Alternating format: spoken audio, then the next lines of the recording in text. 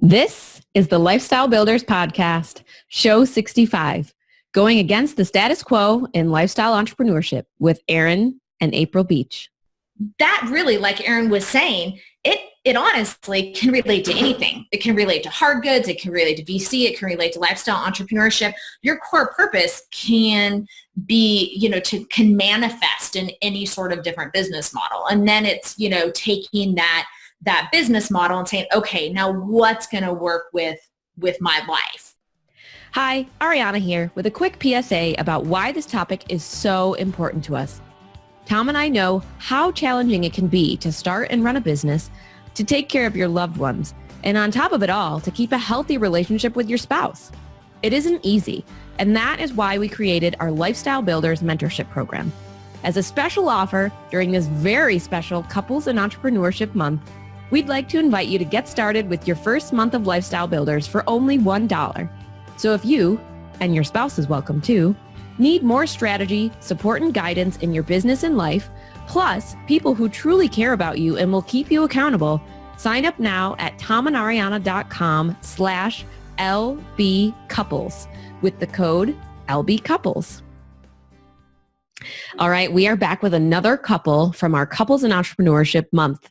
A little bit more about them before we dive into this amazing conversation. April Beach is the host of the iTunes top-rated Sweet Life Entrepreneur podcast and business development consultant for adventurous female entrepreneurs who are determined to defy the status quo, control their life, and build a socially conscious company while raising awesome kids.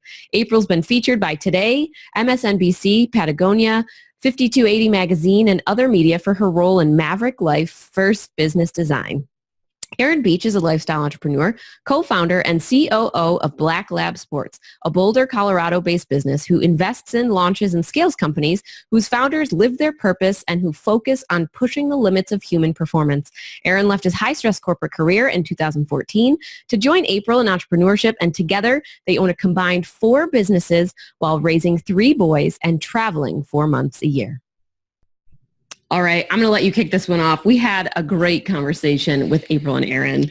Yeah, we did. And, this is, I think, the first couple that we've talked to that had completely separate businesses. Yes. And so it was very interesting just to hear. And I mean, even as they were talking about like how they got started, they were very different paths, and it's just so interesting as we talk to more and more couples to see like how they got to where they are. And then even just the similarities and the differences in how they think and how they were able to, as you'll hear in here, like do the dance.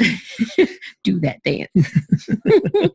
Yeah, I think the part that I loved the most was really talking about figuring out your purpose as an individual and how a business can fit into you fulfilling that.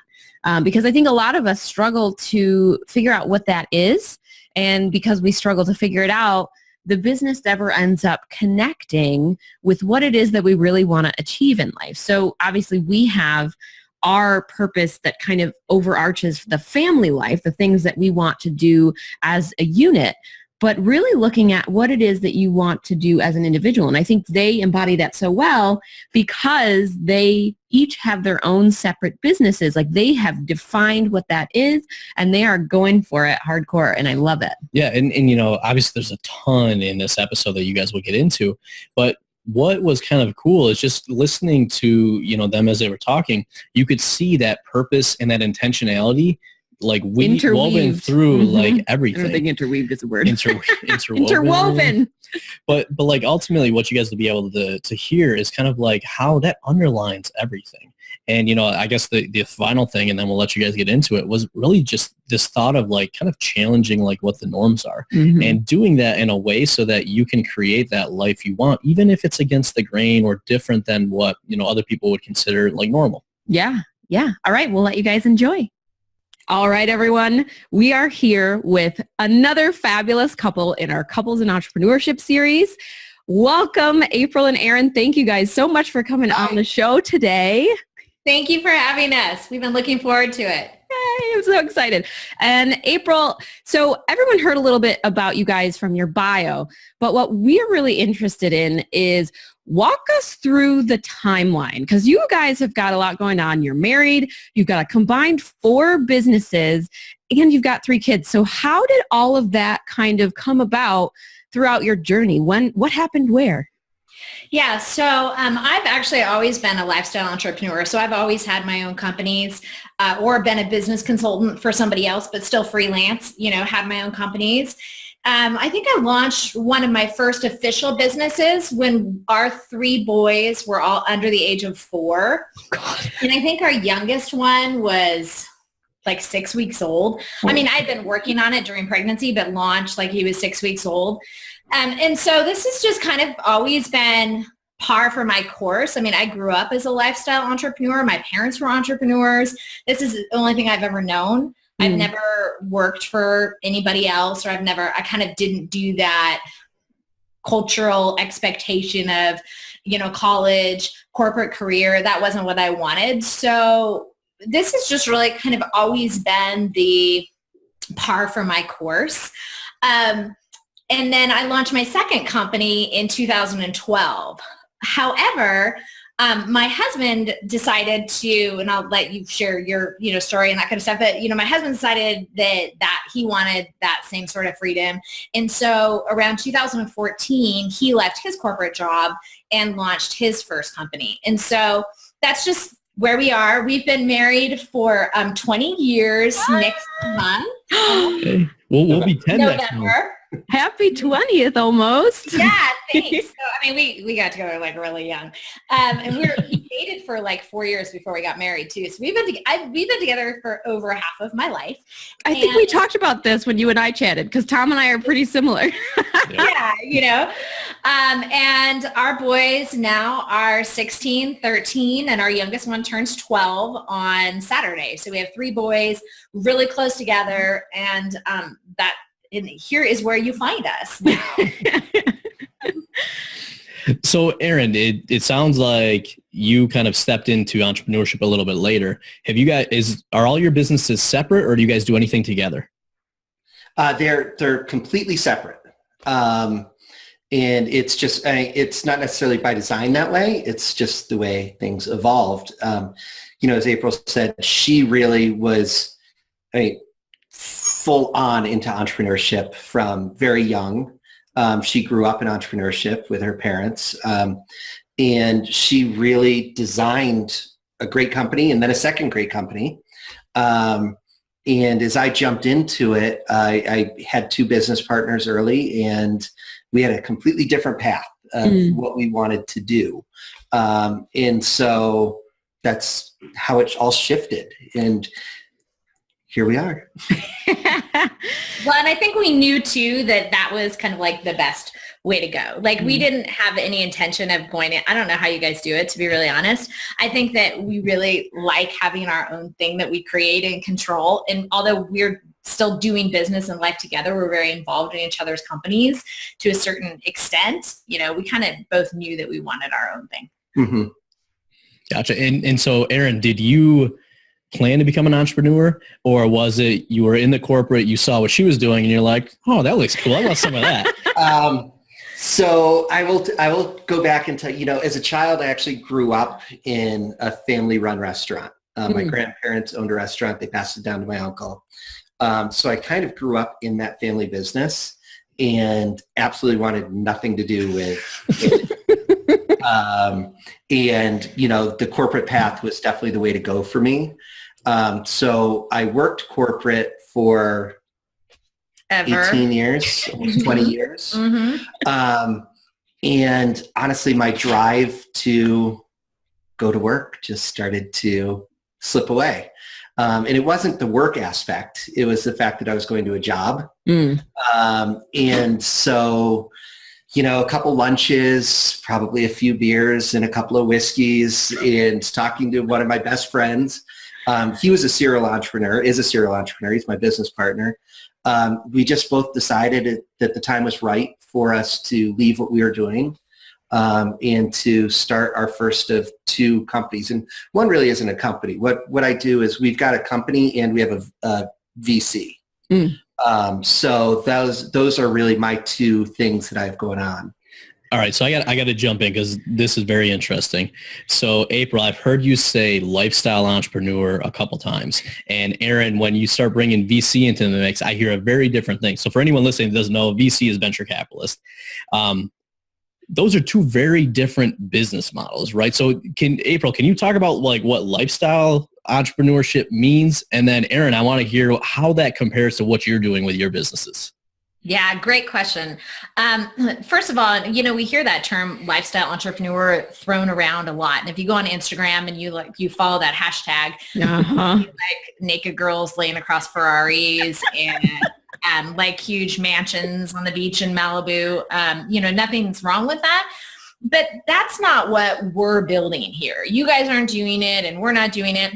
Lifestyle entrepreneur to me and to Aaron really means developing a company that allows you to have life freedom and time freedom. And for us, that means freedom to raise these really cool, independent thinking individuals that are going to go out into the world while we're also doing what we want to do too, So it's really that time and location freedom that we're looking for.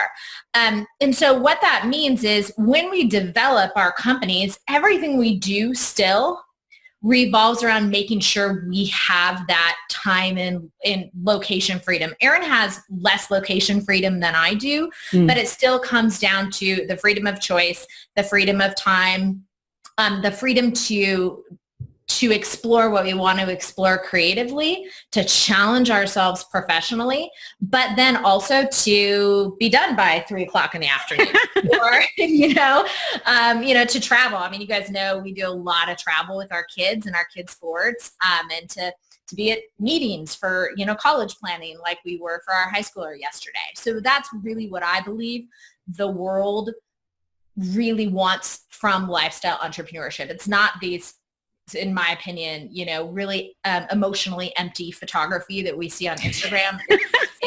It's really kind of about that time. Well, and by the way, I don't know if you guys have ever tried to like lay on the beach and work on your laptop. I mean, the sand, the glare, like I look at those pictures and I'm like, you know what? If I'm on the beach, the absolute last thing I want to do is have a laptop in my hand. Sometimes it's necessity.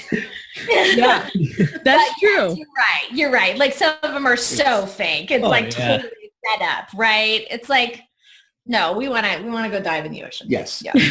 So Aaron, it sounds like you're more in a startup in kind of that environment. Is that correct? Absolutely. Yes. Okay. So how does that fit in? Because, I've been involved in the startup world, for a while, and a lot of what I see is just like long hours and, really grinding it out until you get funding and some of that. So for most people, I think it goes against kind of that lifestyle entrepreneurship. So how does that fit into what April just described? Yeah. Honestly, I think it fits in perfectly because that's where I wanted to fit in. Yes, there's long hours. April works really long hours. I'm sure you two work really long hours. Sometimes. But you get to, you have to get to choose those hours. And that's really where the lifestyle part fits in. I scheduled an 11 o'clock meeting and a 1 o'clock meeting and drove home from the office to jump on a podcast. And having that freedom within what we do, I think that's what creates the lifestyle aspect. To know that when our oldest son needs to be in Maryland for 5 days for a lacrosse tournament, that, where laptop goes, so does work. And that can happen whether you're working from home, whether you have an office, whether you have staff members that are relying on you, business partners that are relying on you. It's accessibility that everybody needs, not you to just be there. Well, I love that you guys are so different in that aspect of the businesses that you have, but that you're still able to pull it together and create and design your life. Because like Tom said, you see what other people are doing out there and everyone thinks like, oh, I'm working in this sort of business model, so my life has to look like this. And it's really the other way around. It's how do you build it so that you can live the life you want to live? But I'm going to switch gears on us a little bit here and go back because I would love to know. So you talked about you launched your first business when your youngest son was 6 weeks old. How in the world have you guys managed to raise 3 kids and start like 4 businesses over the year timeline that you had? I mean, I wish I could say that there was like one set answer to it. I really think it just comes down to the fact that we are very, very determined people. We're very driven people. And, it might not look driven like it does to others. Driven to us is really about maximizing our personal potential. But then in the same sense too, we kind of have not a different philosophy on parenting, but I think that we parent differently than a lot of people that we know.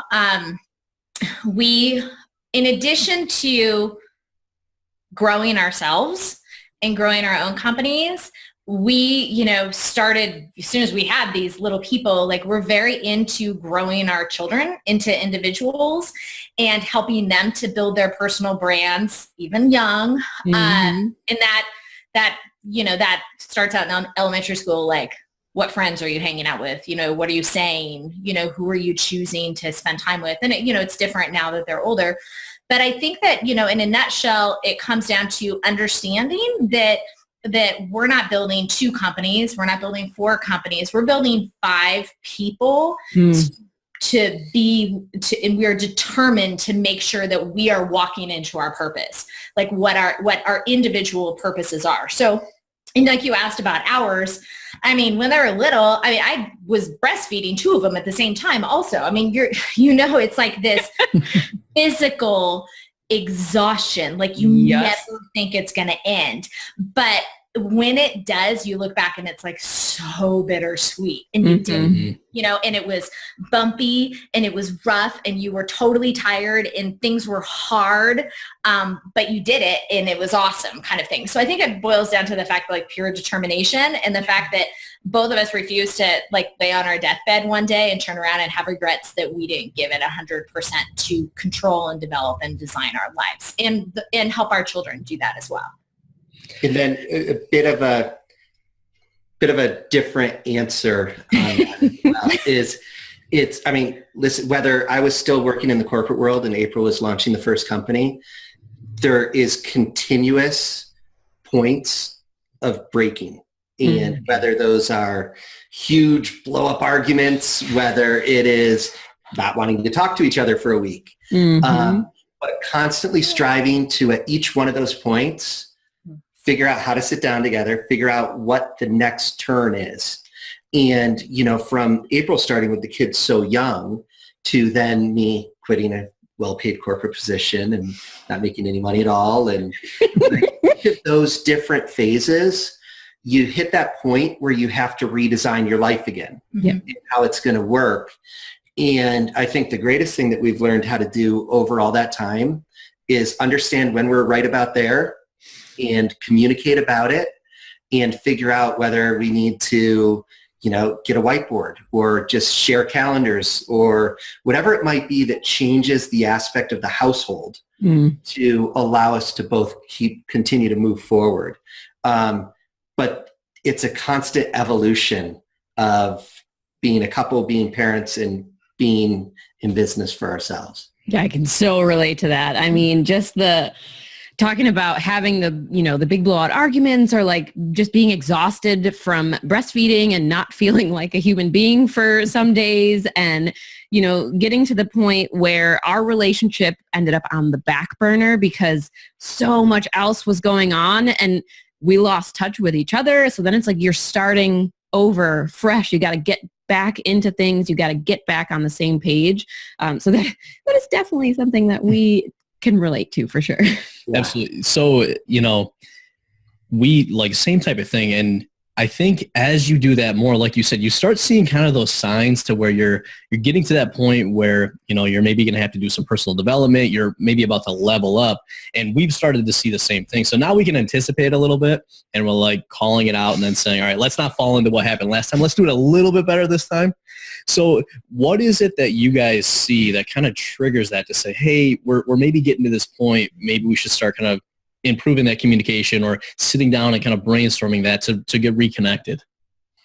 Triggers. Wow. To be honest, I think we both wish we were better at seeing triggers before they happen. So I think we all do. Like always this person. So yeah, I can't say it's like always like this. Well, these are the triggers that happen. I think we're just becoming more mature at kind of grown-upping. Adulting. Adulting. Grown-upping, adulting. Yeah, there you go. That's the word I was thinking of, adulting. And I think that we were just actually talking about this last night, that it's never, well, now that Aaron has his companies too, it's usually, well, I can't even say never. No, none of that. It's usually never predictable. It's never predictable, but it's usually not always at the same time. So like when my company if there's something like really big or a big year or something that we're working on or we're going through some growing pains, mine might last for a shorter period of time, and then something might happen with Aaron's. And so it's like this dance. It is a dance. And we do, I think, we have started to do a really good job of doing that dance together, and understanding where each company is in that and what each other needs. But when we get to the point where home needs a reset, okay, like it's like, for the sake of not sounding like 1950s, like making sure the home's in place, when we get to that point, which we do, where we're about to kind of hit a breaking point, it's usually our trigger, like, okay, home needs a reset. What's going on? And Aaron's always so much better at that, at seeing that, than me, because I work here. And like when you're in that, it's harder to see. But he'll come back home from work and he'll be like, dude, we need to get some systems back in place because we're snapping and the kids are snapping. And, so I think that he's better. If there's any trigger, it's Aaron being intuitive to the fact that we need a reset. Yeah. And I think that we've learned over, I would just even call it the last 2 years, that we've been able to extend the time where home needs a reset by constantly letting each other know what's going on in our businesses, currently and upcoming. And so then we kind of know, like, I'll know, wow, April is about to be under a ton of stress and we need to give her time. And I say we, myself and, the 3 boys and the 2 dogs, and, it might be TV's on in the loft versus downstairs in the living room. Let her have her space and her work time. And then for me personally, I have to know that I'm not being neglected or abandoned by my wife, in that she just has to be focused, and vice versa. I just went through a 2-week period where I have had more stress than I've had since we started the first company, or my first company. And she just knew, and she knew what was going on and so it never led to a breaking point. It just was constant support of, I got this. Don't worry about picking up the kids here. Don't worry about when you get home. Don't worry about your 5 a.m. phone call. It didn't matter to April. It was like, go get it done. Then the stress is over. And then we just keep forging on. But I do have to say, though, you guys, when he was working in corporate, it wasn't that beautiful as far as that harmony, because, and you might have heard it on our podcast episode that we did together on my show, it was just like, it was hard. Even though you try so hard, it was really, you don't understand what that's like until you're doing it too. And so it was pretty bumpy, for 12 years before when we've had our first child, before he started his company. And that was tough. And my heart really goes out to entrepreneurs who are trying to do it and work a corporate job too, because I get how hard that is, but it is doable with, good communication. Mm-hmm. So I'm curious, because kind of what, like you said, it was a challenge, especially when I was in corporate, because my corporate actually turned into consulting and flying away for like 4 or 5 days a week. And then we were having kids in the meantime. We had the businesses. Yep. Brand new baby, and he was gone 4 days out of 7. Yeah, parent of the year.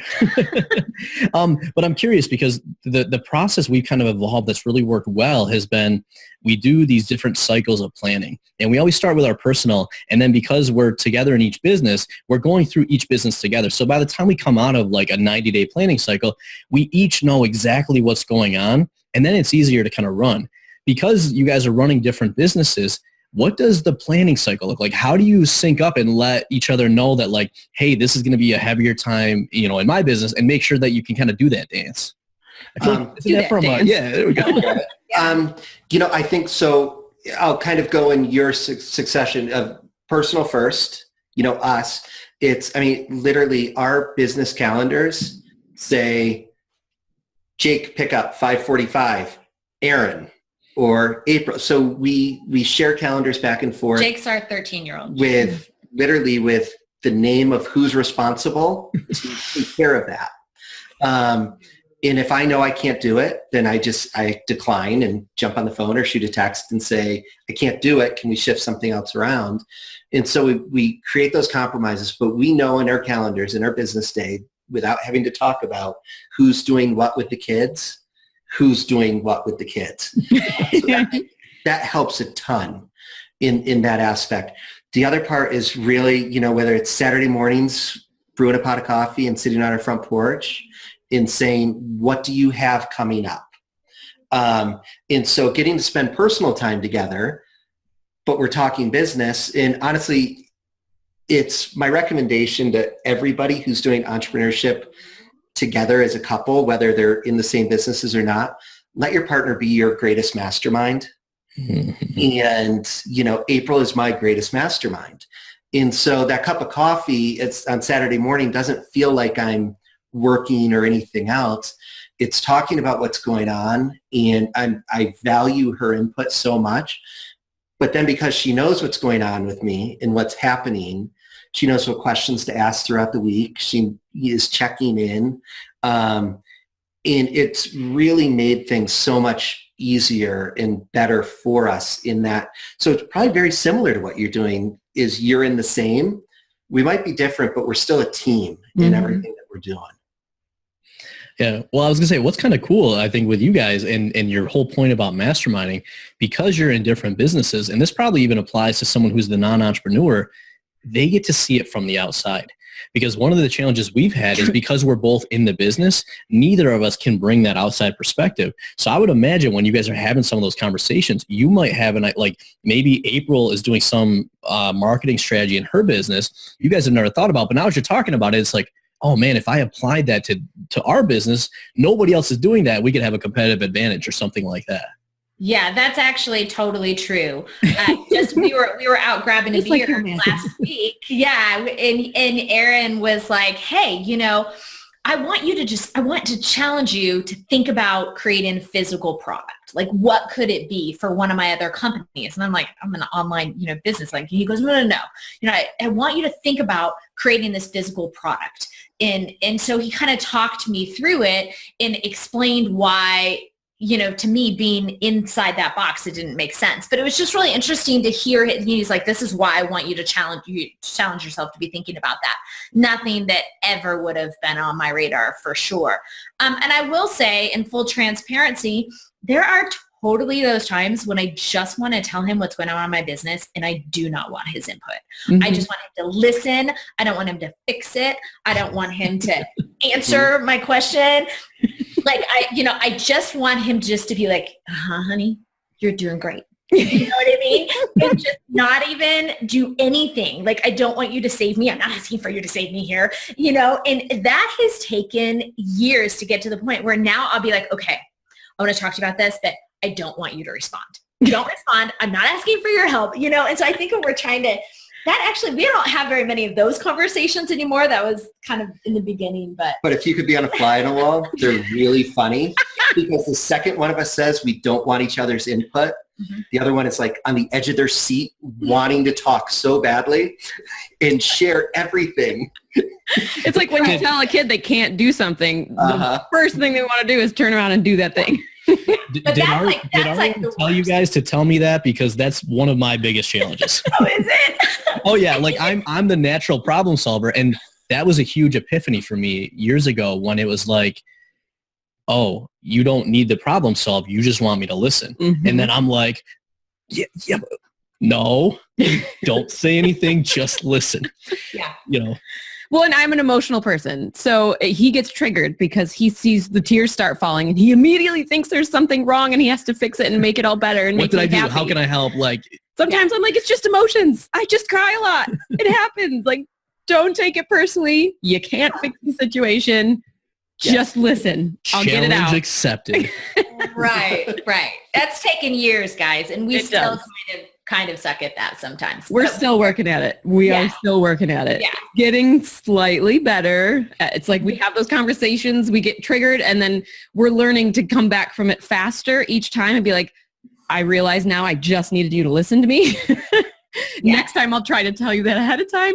But and like for us sometimes too, just hearing ourselves explain a situation out loud is like, I got it. Even though I can sit here and talk to myself in my office, when he's there and I'm like running through everything, sometimes that it's just, I just need that exercise to solve it, myself. And then sometimes I just flat out want to vent. yeah. Yes. Well, and laying that out is so important because there's times, and poor Ariana, I get big picture visions and then I'm running through it like a mile a minute and it all makes sense in my head, but I can only imagine like she's probably on the other side like Charlie Brown, like wow, wow, wow, wow, like nothing makes sense. Well, he's a fast start. So it's like a fire hose coming at me sometimes. And I'm like, I just need a minute to process all of these things that you were throwing at me. And then I need another minute to figure out how all of that is going to be humanly possible because I'm the detail person. I'm the planner. So, it's that back and forth dance like you were talking about. We each have to remember sometimes who we're talking to in the moment, because if you forget for 1 second, now you're throwing the other person off and then it's going to throw you off. And then, it becomes a disagreement or it becomes, everyone's frustrated and the conversation is no longer a productive conversation. And that's so good of you guys to realize that though, like what your strengths are and what each of your roles is. And I think that takes a lot to come to. I mean, that's a lot of time and water under the bridge and maturity of working together to realize that, what your strengths are and what you bring to that. And that's probably one of the reasons why you guys are so successful working in that space. Thank you. Yeah. It's been 10 years. I was going to say, and for anyone listening, I mean, as you said, it's been 10 years. And then one of the big breakthroughs we had was we just started taking a whole bunch of personality tests. And then we would read our results and then we would share it. And I'd be reading through, I'd be like, oh, so when you're asking me a question, it's not because you're shutting down my idea. It's because this is how you think. And it's actually a good thing because I don't think that way. But it wasn't until we did some of those that we started to understand and not say, the story in my head of like, well, you're just trying to stop this. It's like, no, you're actually bringing a really valuable perspective and I need to be acknowledging that. Yeah, That's absolutely. Awesome. Yeah. All right. So I want to shift gears a little bit because I love the fact that you guys talk about lifestyle design. Clearly our podcast is Lifestyle Builders, so that's what we're about. But when we talk to people and when they're first getting into this, what we often find is that people are like, I know I want more out of life. I know that what I have isn't what I want. But then they often struggle to even start thinking that way because they might have been in a corporate job for quite a while. So like, how did you guys go about that process of figuring out what is that lifestyle that we even want so that we can then design everything else to support that? And doing it together as well. Because I know a lot of people struggle with like, they know what they want, but they never have talked to their spouse about like, what do we want our life to look like together? Yeah, so I'll briefly answer because it's totally different. We come from totally different places first, and then Aaron can kind of, walk you through his journey from corporate to lifestyle entrepreneurship. But I mean, I grew up in a lifestyle entrepreneur family, so I've never, ever lived inside that doing something for somebody else box. And, even at a really, really young age, I think I was just born with that personality that I want to, defy the status quo. And, I actually moved out on my own when I was 13 and traveled a lot after high school and didn't go right to college. And, when I did realize that wasn't what I was supposed to do. And so I actually have known, it kind of sounds really cheesy, but since I was a teenager, I have known that like my core purpose and one of the reasons why I'm here is to inspire and equip people to design their life through entrepreneurship, like I was doing with mine at like 15 and 16. And I think that, it's just always been that way for me. When we had kids, all I wanted to do was raise people that knew that they could do whatever they wanted to do. That's it. And that there was no expectations and that they just were able to walk into whatever their purpose was. And that is where, like, when it comes to parenting, we are just totally together and on the same page. So I'll let you share how did you go from corporate to lifestyle entrepreneurship? Honestly, early on in the transition and when I knew I wanted to do the transition, it was something as simple as I didn't want to miss another game or dance performance that our kids were in. I wanted to do a Sunday morning hike with April. So it was very small and very simple. As April said, I also am very purpose-driven. In my core purpose is to know the strengths of each person I do life with and help them be in a position where they can empower themselves to do that. And so even though, I have a company and it's hard goods and we deal with sports and everything else, my purpose is still all those people around me to put them in positions to better empower themselves. So I know what it is I'm actually trying to do, not just sell a product. And so as that moves forward, things that we've done over the years to kind of broaden the answers is dream boards. And what are we working for? Why are we doing all of this? What's important to us? And then letting those evolve and change. And our kids all have dream boards. So how can we empower them and help them achieve those dreams? And so the transition in that freedom, and we can go back to probably 20 minutes ago in VC and consumer hard goods to lifestyle entrepreneur and what that all is, it is all a lifestyle. And it's all about knowing where you want to end up. And the path is going to take a lot of different turns and, changes and pivots and everything else. But getting to that point and then deciding what the next point is that we want to achieve together is, I think, so important, and why, for me, that's why I do it and drive myself to do it every day. Well, and then I will say too, I think people get hung up on the business model. And I think that's where, that's where we came from personally and emotionally. But when we're talking about the development of a company, people, first of all, they get caught up. Sorry, my dog is scratching at the door. So that's what you guys hear. Our dog decides she needs to be on the podcast too. Ours as well. So people first get caught up and they're like, oh my gosh, what do I want to do? And that's where we're like real Simon Sinek, start with why are you doing this? And then if you have trouble for that, then go back a step, before that and figure out what is your core purpose. Yep. And that really, like Aaron was saying, it honestly can relate to anything. It can relate to hard goods. It can relate to VC. It can relate to lifestyle entrepreneurship. Your core purpose can be, can manifest in any sort of different business model. And then it's, taking that business model and saying, okay, now what's going to work with my life, And I think that when we hear online business, everybody's like, oh my gosh, I need to launch an online business. There are a lot of online business models that would never work for our life. Yep. Right. So, it's really then understanding what are you good at? What does the industry want? What does the market want? And building a business model and then monetizing it. Yeah. I love Speaking the fact, Tom's language. I was gonna say, I love the fact that you said that. Like, two things that stood out to me, I could very clearly hear it, was that core purpose. Like, when it truly, like, sometimes people struggle to figure that out. But if you start looking at what you do in the various aspects of your life and your business, that underlying core purpose is always there.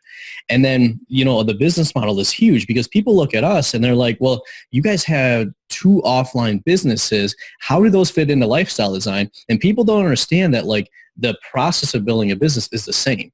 So even though we have a physical business, we built it in a way so that we were going to be location independent. I mean, we go to our physical business once every 90 days just for a meeting with our staff. But everything else is now set up to be able to run remotely. Or when we need to refill alcohol. or that. They're in the liquor business. So that's why we really want to be better friends with you guys. Yeah, there you go. But like most people don't realize that it's like, if you just ask those questions and say, how can I design this to support my life? Usually you'll come up with that way. But a lot of people just kind of fall into, well, here's the business model. It's hard goods. There's no way I can do it, rather than asking that question and challenging themselves. Mm-hmm. Completely. Yeah. And those are the ones that fail immediately. Mm-hmm. Well, and it really kind of comes down to confidence. And that's where I think it comes down to it. You might not know what it looks like. You might not know how to do it. You might be presenting something that nobody has done before, and it's not the way it's done.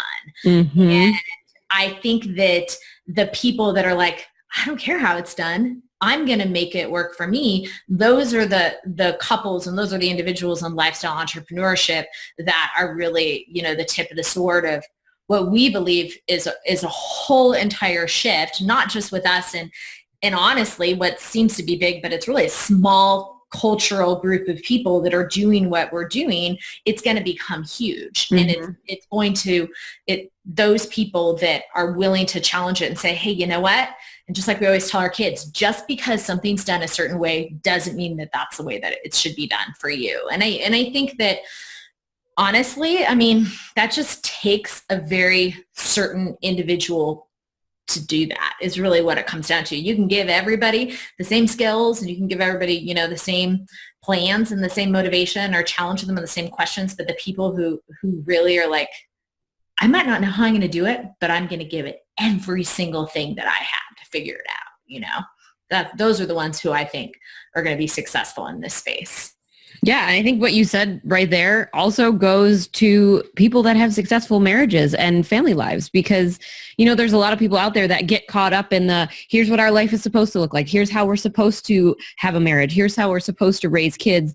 And they fall into those same traps of trying to make someone else's version of what it should look like be their version, where it's the other way around. You define what your marriage should look like and how you want to interact with that person. You define how you want to raise your kids and have relationships with them. And I think when people see that and they realize that it's in their control, that's where everything shifts, because there's a lot of excuses out there where, oh, well, I can't have a better marriage because my spouse won't do what I want them to do, or I can't do, my kids aren't doing what I want them to because, they're just doing their own thing, or whatever it is. It's when you really look at it, how can you flip the switch and start to do things differently so that your life looks the way you want it to? Same as your business. Totally. Yeah, we agree with that 100%. Yep. 100%. Well, I was gonna say, and I think what's cool too, something you guys kind of hit on, but I want to make sure we call out how you raise kids and how you raise the people around you. Like we always talk about how important it is to be the support and help people help themselves. Mm-hmm. There was a quote we heard a couple of years ago that said, I can be your leader, but not your savior. And that really kind of shifted things for us in how we, hired, how we raise our kids. And it's like, look, we're going to lead you. And that means that we're not always going to be like your favorite people. And we're not always going to tell you the answer. But through that, you're going to be able to, get through some of those challenges, figure some of those things out. And that's kind of what we've taken across the board, from parenting to being, leaders in our business. And it's amazing when you set the bar for someone and then you help them get there, like what they'll do. And it doesn't matter if it's your family or your business. Like I've been amazed time and time again with that. I think that for us, so our parenting philosophies are, they're kind of rogue a little bit, but I think it's because of the fact that I have a great, amazing family, but I have been on my own, since a very young age. And Aaron grew up very independently. And so our philosophies on kids and on doing things differently, like we don't even wear wedding rings. Like diamonds aren't my style. I don't want to wear a wedding ring. I've been married 20 years. I don't like it. I have my little wave ring, and our philosophies on, raising kids is just really outside of the box, but very much like the way that we want to do it independently, and we we're really trying at a very young age to challenge our kids to start thinking outside the box and building their life, whatever it looks like, and personal branding and all these things, at a very, very young age, and just to follow their dreams. And we would rather they have really, really, really big dreams and fall on their face, fail now, when they have a structure that's like, you know what, you are so awesome for trying, and so we kind of tend to put them in positions. Like one of our sons, we take to LA every month to dance. I've seen your posts. And, that's just kind of out of the box. Like he's a hip hop dancer, he catches a lot of flack for that, and so, but we love encouraging them to kind of blow up that box around them. We call it burning the picket fence. Mm-hmm. And so I think that answers your question. Yeah. Love it. Yeah. And I think that's part of it too, is like, as parents, you get so much judgment for the most random things out there. And you just kind of have to figure out how to let it not bother you, because at the end of the day, your family is the thing that's the most important. So who cares what other people think, as long as your kids are happy, healthy kids and they're growing and changing and they're being good human beings, it doesn't really matter what other people think about you raising your family or how your kids are growing into people and all of the different expectations that are set out there by our society and by just cultural things that have come up through the years. Our kids aren't as old as yours, but we are hoping that we'll be able to raise them in that similar way, with having them for sure define their dreams and all of that. Yeah. No, you guys, you will for sure. I mean, it didn't really start when they were 1. So we got time. Years to get there. And what's cool, we already brought our daughter on the podcast a couple months ago, and part of our plan is, as they get older, and even same thing with our son, to bring them on and just get their perspective on things. And she's already come up with like business ideas. She came up with one the other day to solve a problem. Basically, she wanted to ride on my shoulders, and I said I couldn't hold her the whole time. Well, Daddy, what if we made a product where it could, like, the straps could come around and then you wouldn't have to hold me, but I could be on your shoulders? And she's like, and then we can sell it in stores. And I'm like, our 6-year-old is thinking, I love it.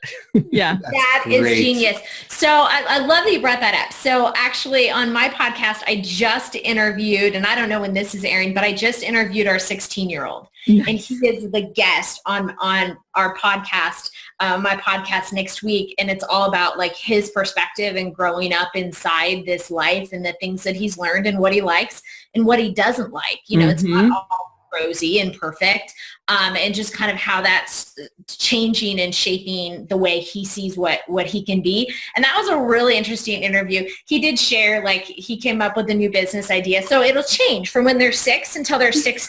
Really funny, okay? His business idea is an app to find parties when you go to college.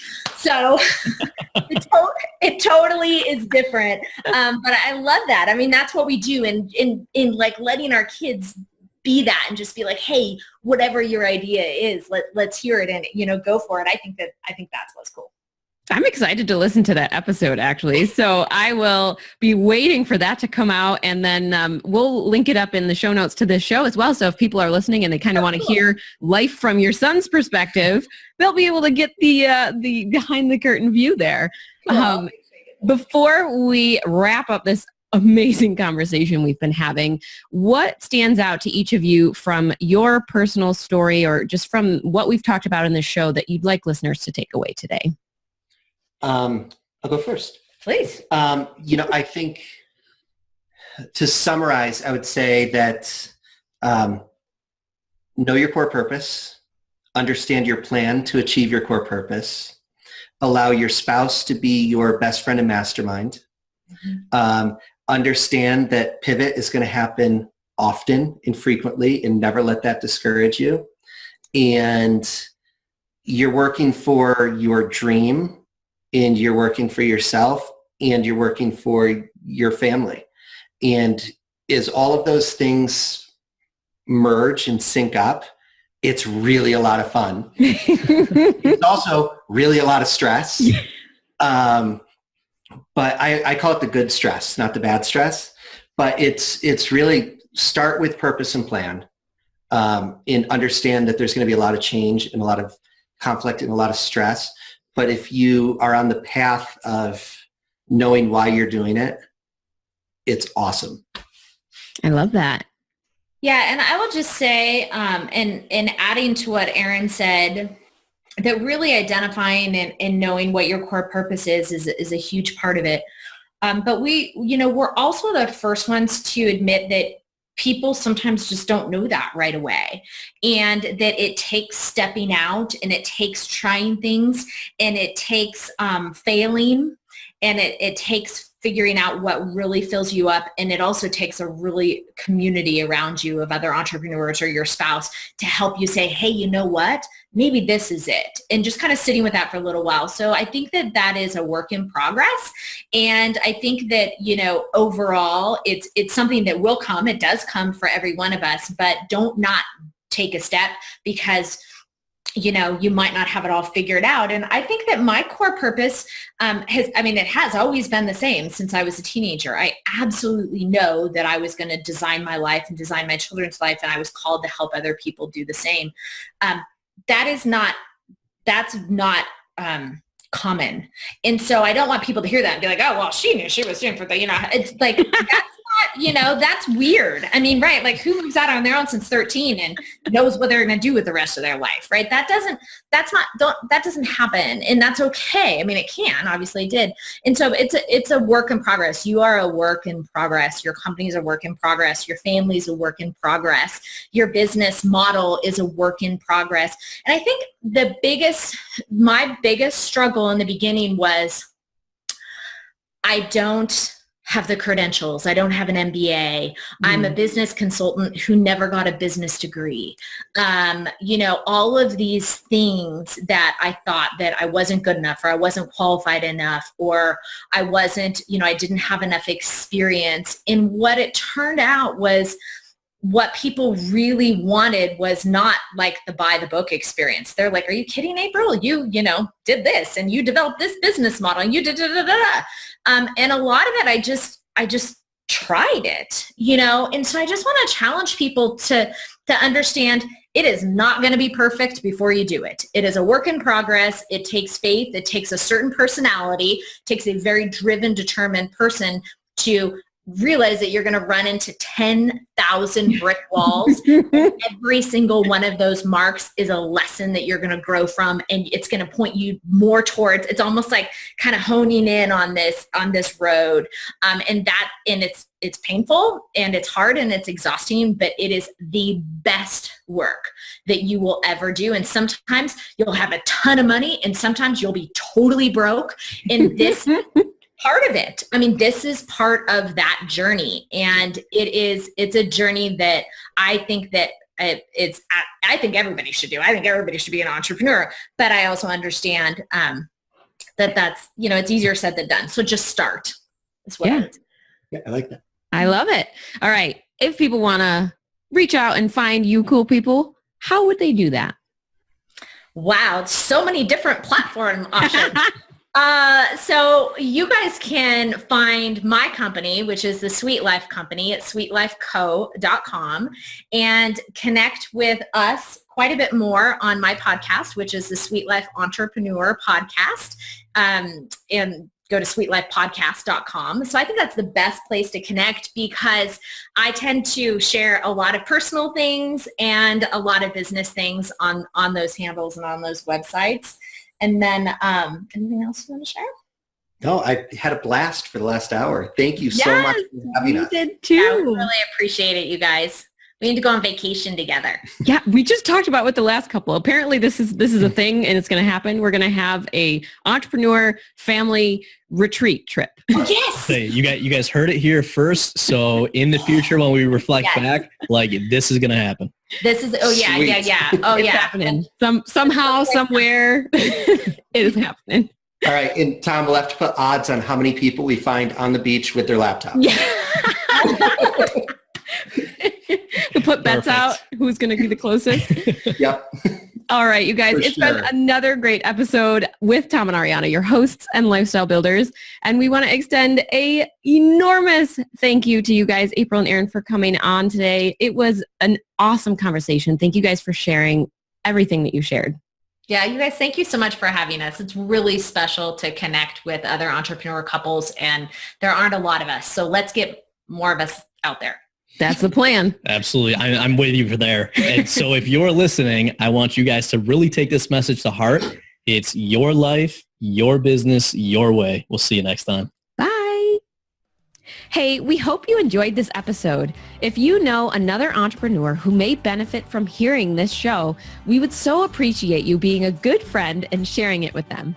And just a reminder, as a special offer during this super special Couples in Entrepreneurship Month, we'd like to invite you to get started with your first month of Lifestyle Builders for only $1. Sign up now at tomandariana.com/LBcouples with the promo code LBcouples. Are you a Lifestyle Builders podcast fan? We'd love to hear from you. Head on over to tomandariana.com/iTunes and leave us a review.